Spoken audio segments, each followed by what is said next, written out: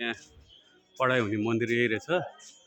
अनि यो ऐतिहासिक ऋषिकेश धाम ल यो चाहिँ एकदमै शाकाहारीहरूले चाहिँ घुम्नै पर्ने, भिगनहरूले घुम्नै पर्ने ठाउँ अन्तर्गत।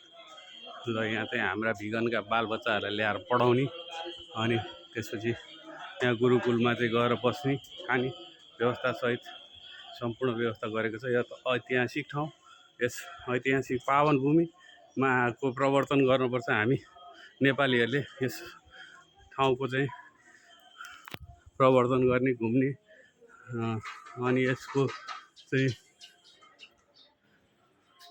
स्थिति बारेमा, यसको चाहिँ मौलिकताको बारेमा सबैलाई जानकारी दिने र यसको चाहिँ विश्वव्यापी रूपमा यसलाई चाहिँ फैल्याई हाम्रो देशलाई पर्यटकीय धार्मिक पर्यटकीय स्थान बनाउनलाई हामी सबैले भूमिका खेल्नुपर्छ भन्दै यस भिगन आन्दोलनको आजको यस ऋषिकेश धामको ऐतिहासिक चाहिँ ठाउँ अनि यो पर्वत गुल्मी, यो पर्वतमा रहेको ऋषिकेश धाम अनि गुल्मी र स्याङ्जाको चाहिँ यो त्रिवेणी स्थलबाट यहाँहरूलाई जानकारी गराउँदै म भिगन पुरुषोत्तम खनाल शाकाहारी अभियान अन्तर्गत आज यही अन्त्य गर्न चाहन्छु।